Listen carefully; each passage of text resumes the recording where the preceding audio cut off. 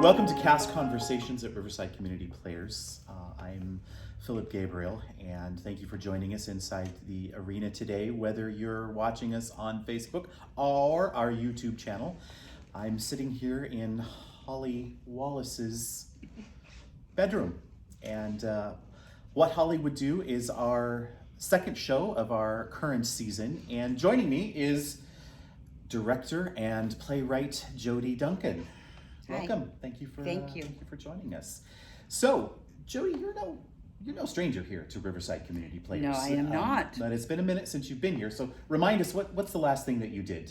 The Here. last thing I did here is I directed Fox on the Fairway about 5-6 years ago. Yeah. The first thing I did here is I played a pregnant lady when I was about 19 or 20 in Six Rooms Review. So whatever year that was, it's a long time ago. So you've worked here both as an actor and as a director. Yes. Yeah. What have you done more, acting or directing here?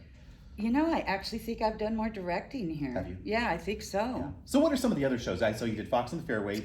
Going back. I what? did Pippin, that our cast member Lynn Ennis was in. I did All the Way Home and Bus Stop, Okay. and yeah, quite a few things. Yeah. So you're not new here, No. and you're coming back with a show called What Holly Would Do, and what's it about? Give us a. Well, as I always told people when I was writing the play and they'd say, "What's it about?" I'd say, "I don't want to tell you because it sounds cheesy."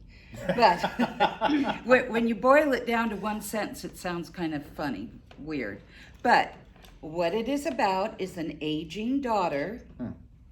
Absolutely nothing autobiographical about that. An aging daughter who is paid a visit from her father who died 45 years ago. Oh, I see. Yeah. So it's a ghost story. It is a ghost story. It's one of our taglines, a different kind of ghost story. Different kind of ghost story. Yeah. Oh, well, that sounds really interesting. But when I was introducing you earlier, you said Jody Duncan, director, and then there was a comma that said playwright. Yes, So you wrote What Holly Would Do. I did. And this is not your first play.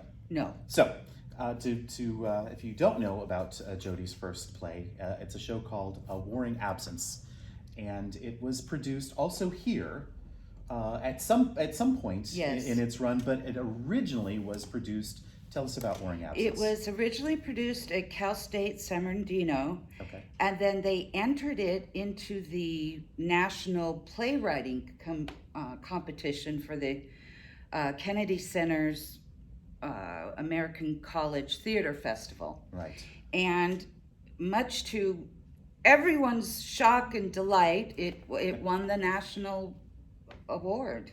So it won like the top prize. It beating won the out top prize. everybody. We beat out Yale. Oh, We beat wow. out Harvard. We Yeah. beat out Juilliard. I mean, Yeah. little Cal State San Bernardino. So it was a big deal. Yeah. Yeah. And then subsequently, it was published by Samuel French. Yes. A play in 2 acts.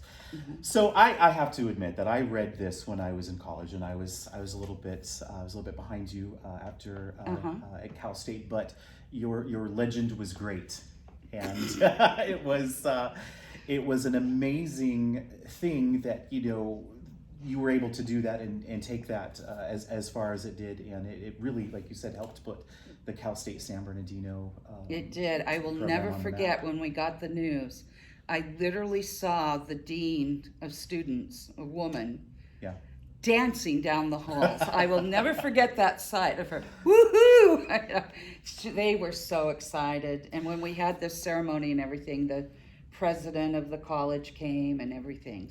So Warring Absence, I always think of it as a 2-person show, but it really isn't. It really is. But really, it does boil down to 2 people. It does. And it's the story of Dylan Thomas and his wife, Caitlin, Mm-hmm. and their relationship. Right. So it's really, when you walk away from reading this show or seeing this show, that's really who you remember, and it's that dialogue Yeah. that goes back and forth between the two. I seem to be only capable of writing 2-people plays, basically. But really, what's happened here is you've taken, and obviously Dylan and Caitlin Thomas were husband and wife. They were lovers. They were collaborators. You've taken with a different kind of relationship with what Holly would do. Talk to me a little bit about these relationships that you seem to find this foundation of. How is it different? How is it similar? I mean, obviously, father and daughter is certainly different than, but there is a common core there. There's a love that transcends almost anything, really. Right. So how's that? I think the only thing I have any insight to at all, if I have any insight at all, is into relationships. It's the thing that interests me. It's I was a psychology major for a long time. I was everything I've ever been interested in has been about people and the relationship between people. So there are similarities in that the love is great, but sometimes when there's great love, there's great tension too. Right. Right. And when you've got a daughter who's had 45 years of not being able to express certain things, there's a lot of stuff pent up. So the daughter, Holly, yes, in this case, lost her father when she was 19. And I understand that you had a similar experience. I had the exact same experience. So yes. that begs the question: how much of Holly is Jody? How much of Jody is Holly? Is it autobiographical, or is it? It is. Many parts of it are. I felt free to go off autobiography if I wanted to, if I thought it served the play. But a lot of it, I mean, if you were to go through each element of the play and say, is that true, is that true, it's that true, 99% of it is actually true. There's very little that isn't. So yeah, there's a lot of me and Holly, but I also wrote Lee's lines, which is an important thing, because really, in a way, especially now, in fact, I would say my trajectory has been how I went from being Holly to being Lee in my own life. I see. Because I wrote his lines too, so... In your own life, meaning that you were a parent, or...? No, in kind of just growing up. Yeah. Lee's kind of the grown-up, Holly's a little... Even at the age Holly is now... Even at the age she is, that's right. There's still a parent. Oh gosh, dynamic? yes, yeah. Brady and I have talked about that, the importance of you're her father, How you're does her that work father. with the age difference? That's so interesting to me. Yeah. How does that work? Well, I think it's part of the fun of it, is you have a father and daughter, but the daughter's much older than the father.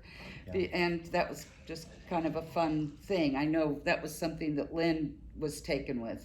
It's such an interesting little twist.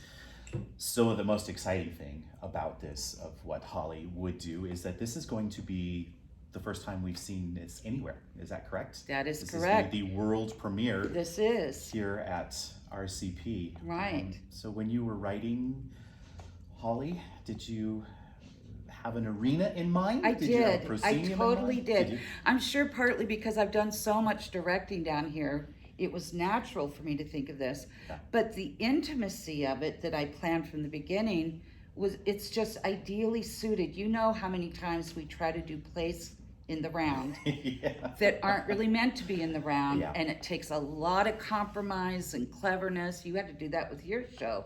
Be very clever about how to get around that. This, for once, is a show that was actually meant to be done here. In the round. It could certainly be done on a normal proscenium stage, but it's really ideally suited, I think, to this. Right. So we have Warring Absence, yeah, and then we have What Holly Would Do. Yes. And there's a time span in between that. Are there any other plays between Holly and Absence? Or no, there's 25 years between A Warring Absence and What Holly Would Do. Oh. And as I've told people, I was making a living and raising a daughter, and I was pretty busy. So making a living, Jody has also been the editor, correct, of Cinefex magazine. I have a copy of that here. And tell us a little bit about what Cinefex was and what did you do for Cinefex? And Cinefex covered visual effects in the movies starting in 1980. So we had a 41-year run, which for a little niche magazine is pretty impressive. I did a story once listing all these magazines that didn't last as long as we did, and it was things like Look and Life and all kinds of big magazines Really? that did not make it past 40 years. Really? So we did, and so I saw a lot more sci-fi and superhero movies than I ever really wanted to see. And one of the great things about being retired is I don't have to go see those movies anymore. So, well, not only did you write for Cinefex magazine, but Jody also wrote movie tie-in books. And I think probably one of the most famous and well-known is The Making of Jurassic Park. mm-hmm. And so tell us about these types of books that you wrote, and did you visit the set? And Oh gosh, yes. okay. We were actually on I wrote it with Don Shea, by the way. This was not a solo effort. And Don and I were, before they even started shooting Jurassic Park, we were in the art department, and when there were just a handful of people on it. They hadn't, we started like a year before they started shooting. And they gave you access to all of this? Totally. Because they came to us. It wasn't I us see. going to them saying, please, can we write a book about your movie? Right. They came to us. And the reason they came to us is because, as you probably know, Jurassic Park was one of the first movies that had computer-generated effects in it. And they said, who are we going to get to write this book? Most journalists don't know squat about computer-generated effects. And then somebody said, I know, the people at Cinefex know about computer-generated effects. So that was the original tie-in. We had already written a book about Terminator 2. Oh, okay. Which also had some beginning computer-generated effects in it. So that was kind of the in. And then from there, it was like the making of Avatar, the making of 2 of the Star Wars prequels. Let's see, I wound up writing 12 of them. 12 Yeah. movie tie-in books. And were they published by Cinefex? Is that a separate No, thing? no. They were published by the studio. By the studio. That's why we had such access. I This see. was all an in-house deal. So if you want to actually hear a little bit more about the making of Jurassic Park, Netflix is running a current series called The Making of the Films That Made Us. The movies that The made us. movies that made us, and Jody is featured in the making of Jurassic Park, and it's completely fascinating. And so if you get a chance, watch it. And what's next? So you've got Holly done. What's next for? You wear many hats. We've said Jody Duncan director, Jody Duncan actor, Jody Duncan playwright. What's next for Jody Duncan playwright after Holly? Is there something kicking around in there? Is it? I've always had several ideas up there, but actually I think I want to try a novel next. Really? Yeah. I don't know that I can do it, but that's kind of my next thing Okay. I'd like to try. Right. What's next for Jody Duncan actor? I don't know. Are there any good parts for old ladies? Well. This is a good part for old ladies. No offense, Lynn, but this is a good part. That's partly why I wrote it too, Philip. I'll tell you. Yeah. I always make the joke, but it's true. I got tired of the only parts for me were to play the housekeeper in Agatha Christie mysteries, So I wanted there to be a really good, juicy part for someone my age. I made you a lawyer in an Agatha Christie once. You did. You made me a lawyer who was supposed to be a man. Well, but anyway. What do you want your audience to know coming into this arena, seeing this show for the very first time? Oh, I want them to just have fun and enjoy watching these 2 people, and maybe come out with a good feeling about life a little bit. I think it's kind of uplifting. Good. Yeah. Well, we'll be back in just a moment. In the meantime, we're going to put on screen some ticketing information on how you can join the world premiere of What Holly Would Do. When we come back, we're going to be joined by the cast of What Holly Would Do, Lynn Innes and Brady Greer Huffman, playing Lee and Holly respectively. So we'll be right back.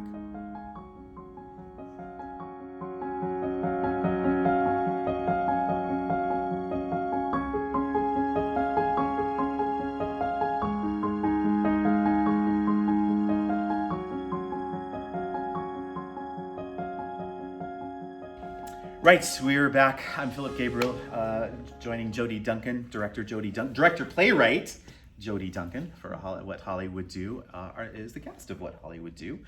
And on my right is Lynn Innes, and on Lynn's right is Brady Greer Huffman. So Lynn has been also an active participant here in Riverside Community Players. My understanding was her first show down here was when she was 17. And 15. So I was off by a little bit. Years. Yeah, and you also have directed here, and you are currently sitting on the board of directors Yes. of Riverside Community Players as well. And so some of your recent directorial things have been The Haunting of Hill House and Death Trap. And there was an actor that might have stood out in those two shows. Mel Chadwick, he was awesome. Oh. Well, actually, Mel wasn't in Mel was Hill in House. Death Trap, but he wasn't in Hill House. He wasn't Who in Hill was House. in both of those shows? Let me think. Maybe me. I think it was Yeah, you. maybe. Yeah. It was a lot of fun to do. I always joked with Lynn. I said, we did Death Trap first. I broke a finger and I chipped a tooth, and then I came back and auditioned again. So there you have it. I didn't kill him off. And then also joining us is Brady Greer Huffman, who is this your Riverside Community Players debut? Or have Sort you- of. So okay. I did Marjorie Prime, which was part of the table read series. Yes, our readers, And that was Readers about Theater. 3 or 4 years ago. Yeah, But right. in terms of main stage, this Yeah. is my big debut. Your debut. So Brady was recently seen in Footlighters in Lost in Yonkers, and Father Flynn. Flynn in Doubt. At Loma Linda University. Loma Linda University. And you're very involved in the theater community at large here, and you also are at La Sierra University doing I'm the technical director. the technical director the theater there. program. Right. And there's something else with Loma Linda? Yeah, that you Loma do? Linda Okay. sponsors me to direct 2 shows a year. They're typically what we call issue plays to start conversations in the community there on campus and in the surrounding Loma Linda community. And one thing about Brady is that he was also slated to be a director here of Laughter on the 23rd floor, and then Twice. and then something happened. What was that? Oh, yes, COVID. COVID. Hopefully, we will be able to get that back on the agenda at some point. But That'd be great. anyway, Lynn, Yes, sir. you play Holly. Yes. What's what brought you to this role? What attracted you? Well, Jody shared with me a couple of years ago, actually, that she was writing this play. And it was a play about a father and a daughter, which immediately perked my ears up. I love that relationship. I've always had an affinity for that. So she told me about it and let me read it. And I immediately loved it. And then we had a chance to do a reading of the play because she wanted to hear it out loud. Yeah, But that she had helps. never heard it out loud I'd never before. heard It it was out just loud, only in her head. Yeah. So I was privileged to be asked to actually read the role of Holly in a reading. It was an invited audience of about, 10 people or something. And that just made me love it even more. When the players decided to put it in their main season, which I thought was phenomenal, I knew I wanted to audition because I had to audition just like everybody else. There's no guarantee, even though I was attached Even to though it. you were special. I was. And had read the. I had read before and Yeah. everything. Yeah. But again, was very privileged to be chosen for the role. So it just kind of been traveling along with it since Jody gave birth to it. Yeah. I was. kind of a 2-year. It's changed a lot even from the first Yeah. version I sent you. Yeah. This is draft It's number evolved. 387, So That's and it. she got draft number 102. Yeah, So, yeah. So somewhere in the middle. Yes. You got yes. to see it. Brady, Yes. tell me about Lee. I don't want to say too much because I don't want to spoil it. You don't want to spoil it, right, but right. give me a little bit without spoiling. I think he is a calming, peaceful presence that's much needed in Holly's life, where she currently is. Where she It's kind of a mess. That's really all I want to say about who Lee is. Well, maybe the question should be more: who was Lee? Was he? I still don't good- feel I good- could share all good, that A because good I don't wanna give away person, the bad plot. person. Okay. Oh, I think he's a good guy. He's somebody who has high standards. Really wants the people around him to rise to those standards. Right.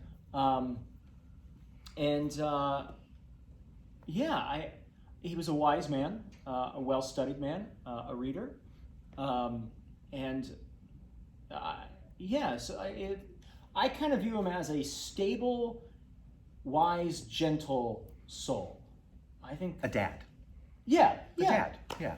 Yeah. A We good think- dad. A good dad. Good dad. And Yeah. Yeah. Well, they're good dads and bad That's dads. a And I think different- that goes really for the was and the now. Yeah. Was there a moment when you were in the rehearsal process, when you were reading Lee the first time, or was there a moment where like, that's who he is? Was there ever a spark Well, as an actor, that so- as you're getting into a show? That's actually what kind of drew me to audition. Okay. So I just finished Lost in Yonkers. Yeah. And Jodie's daughter sent me an Instagram message saying, "Hey, my mother has written this play. Would you should come audition?" And I'm all for promoting new playwrights. I think that's great. I think it's fantastic that RCP is doing that. Yes. Any theater who's willing to say, "Hey, we've got this playwright, this somebody who's written something good. Let's do it." Mm-hmm. Hey, I think that's great. So anyways, I asked Jodie if I could read the script before auditions, and she sent me the script. And I'm a Midwest boy. Where are you originally from? St. Joseph, Missouri. Oh, okay, Yeah. okay. Known for the Pony Express and Jesse J. There we go. Yeah. And so when I read Lee, I went, "Oh, okay, I know these. I know You got this it. guy." Yeah. It clicked. Yeah. I mean, there are, of course, like some speech pattern things that are a little different from where I come from. I know one of the things we're working on in rehearsal is getting me to slow down. So where I come from, when you got the accent, it's all very fast. Yeah. You don't stop. And everybody talks like this, and Yeah. it moves, and it moves, and it moves. Where That's this great. is just a little more calming and a little slower pace. Yeah. But yeah, that's sort of, I think, what sort of drew me to Lee. And I see think that's- Brady emailed me and said, "Yeah, I know this guy." Yeah. Yeah, it's one of the first things he said. I know this guy. Yeah. That's always a great thing for an actor. Yeah. Because sometimes I think as an actor you can go through a role and you're struggling, but when you get that right away and it's just that. And it shows in the performance too. I Yeah. think that's Yeah, really definitely. key. Yeah. So okay, Jodie, you might have to cover your ears for this next question. I can take it. You can take it. All I right. can take Because you it. guys have to answer honestly, because this is kind of an actor question. So I think it's a really interesting thing, obviously that relationship between a director and an actor in getting to a performance. But now you've got a different level. You've got your director who is also your playwright. How has that been for you guys as actors working with the playwright? Because a lot of times, you'll say, "Well, I think Oscar Wilde meant this." Well, your playwright's right here, and she's going to and she definitely has She an knows opinion. what she meant.